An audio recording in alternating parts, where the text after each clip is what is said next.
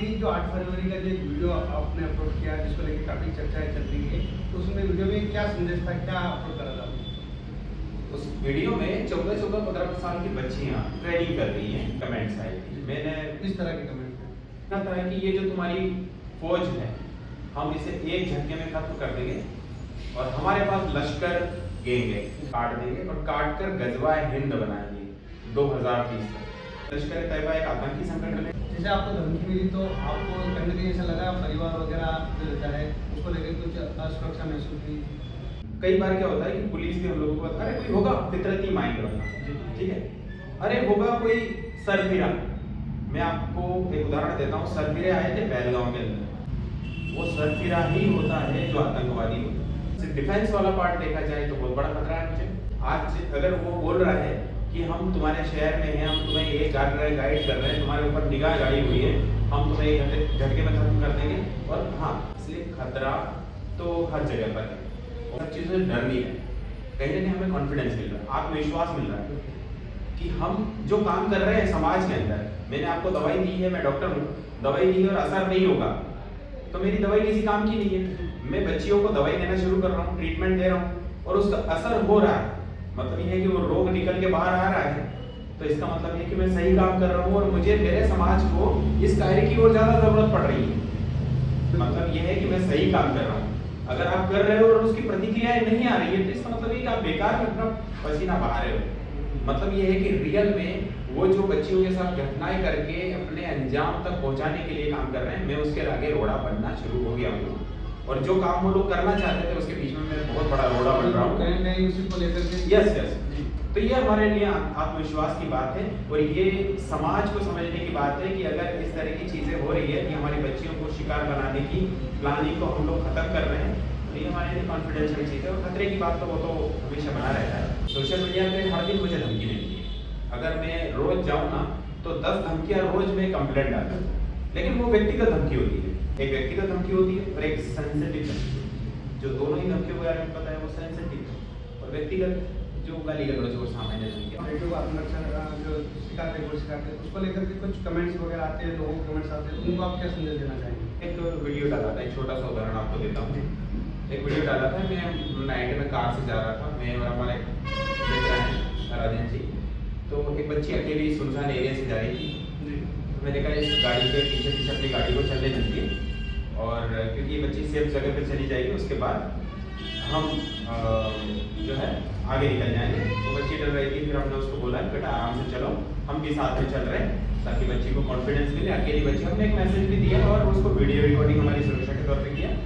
दूसरे दिन वीडियो को अपलोड किया तो काफ़ी लोगों के नेगेटिव मैसेज भी है और सोचने का नजरिया है अलग अलग। और कुछ लोगों ने ऐसा बोला कि मैं होता इस जगह था, मैं इसके साथ जो वर्ड का यूज़ नहीं कर सकता, मैं वो कर देता। कुछ लोगों ने अप्रिशिएट किया कि नहीं हर एक नागरिक को ऐसा होना चाहिए। तो नज़रिया हर एक का अलग अलग होता है। कुछ फेक अकाउंट बने हुए हैं, कुछ अलग अलग धर्मों के नाम से बना के अगेंस्ट करते हैं, और जिनके घर में माँ बहन बेटी नहीं होगी तो वो तो उनको कोई फर्क नहीं पड़ेगा कि किसकी बहन जा रही है किसकी बेटी जा रही है, तो बाकी वो रहता है, उसका कोई वो नहीं है। लेकिन सभी व्यक्ति हमेशा उनको जिसके घर में वो किसी पार्टी से हो किसी से हो, तो वो व्यक्ति समझता है कि मेरी भी बेटी है। नेगेटिव कमेंट्स तो उस पर भी आते हैं, जो हम ट्रेनिंग देते हैं उसके ऊपर भी नेगेटिव कमेंट्स आते हैं। तो इस तरह की जो धमकी आपको लगातार मिली उसको लेकर के आपके अभियान में कोई असर पड़ा? नहीं, मेरे इस अभियान के अंदर कोई फर्क नहीं पड़ा, बल्कि हम सतर्क भी हो रहे हैं और लोगों को जागरूक भी कर रहे हैं कि देखिए हम अच्छा काम करने के बावजूद भी अगर ये काम हो रहा है, इसका मतलब ये है कि आपको और ज़्यादा। कई बार क्या होता है वीडियो अपलोड करने के बाद उसके ऊपर जो गालियाँ लिखी रहती है ना वो भी नहीं हटाता। कुछ बोलते हैं मुझे कि गालियाँ हटा दिया करें कि लोग गाली दे रहे हैं। मैं बोलता हूँ कि ये बच्चियाँ जब देखेगी ना तो उनको ये लगना चाहिए कि हम अच्छा काम करने के बाद भी गालियाँ मिल रही हैं, तो सोचिए कि हमें समाज में कितने ज़्यादा लोगों से लड़ने की और उनसे कितना फेस करने की ज़रूरत है। इसलिए ये चीज़ें भी सीखने की ज़रूरत है, ये चीज़ें सीखने की होती है। तो अभियान के ऊपर एक असर नहीं पड़ा, बाकी बल्कि और ज़्यादा कॉन्फिडेंशियल के साथ और ज़्यादा सतर्कता के साथ हम लोग काम करने लगे और सुधार के साथ काम करने लगे। ये चीज़ें तो आनी चाहिए, गड्ढे आएंगे तब संभल के चलना शुरू करें। सही बात। बेटियों की सुरक्षा के लिए आप समाज और प्रशासन से क्या उम्मीद करते हैं? देखिए जो कार्य हमारे जैसे कई लोग कर रहे हैं ना, उनको प्रशासन का सहयोग मिलना चाहिए। सहयोग इट मीन्स ये कि जब वो अपनी कोई परेशानी लेकर जाते हैं तो उनको इसके बारे में उन्हें सहयोग करना चाहिए। हम इससे ज़्यादा उम्मीद भी नहीं, ये भी नहीं बोल सकते हम करोड़ों रुपये दे दीजिए, है ना। और ये देखिए, मैं जहाँ पुलिस की बात करूँ, पुलिस अपना काम कर रही है सैलरी लेके, मुझे कोई सैलरी नहीं देता या मेरी टीम को कोई सैलरी नहीं देता। हम अपने घर का काम काज छोड़ के उन बच्चों को ट्रेनिंग देने के लिए जब जाते हैं ना, तो पेट्रोल भी हमारा जेब का डालते हैं। इसलिए जो प्रशासन को जिम्मेदारी दी गई है, ठीक है, उस प्रशासनिक अधिकारी, चाहे वो पुलिस वाला हो, चाहे IAS है, IPS है, या चाहे छोटे स्तर का वो कोई भी हो, उनके घर में भी बहन बेटियां होती हैं, वो किसी न किसी स्कूल कॉलेज में पढ़ती हैं। उसके पापा काम करने के लिए गए ना, तो उसकी सैलरी 1 महीने बाद आ जाएगी। हम काम करने के लिए गए ना, तो हमारे जेब से पैसा डाल कर गए हैं वहाँ पर। तो कम से कम ये प्रशासनिक अधिकारी जितने हैं ना, हम तो इतनी उम्मीद करें कि अगर उनके ऊपर कोई मुसीबत आ रही ना, तो उसको अच्छे से देखना शुरू करें।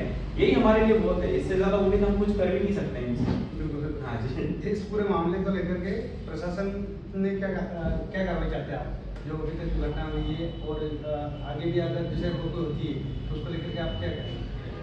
हम चाहते हैं इस टाइप की जो मानसिकता वाले लोग हैं, बड़े ही इंटरेस्ट के साथ लिखा गया मैसेज है, बड़े ही इंटरेस्ट के साथ किया गया मैसेज है, ऐसे व्यक्ति से बहुत सारे लोग गलतियां क्या करते हैं, किसी ने नेगेटिव कमेंट्स किए उसको ब्लॉक कर दो, बार बार उसको क्यों कर रहे हो, उस व्यक्ति को ब्लॉक कर दो या इंस्टाग्राम पे रिपोर्ट कर दो, हमें सजेस्ट करते हैं साइबर वाले भी।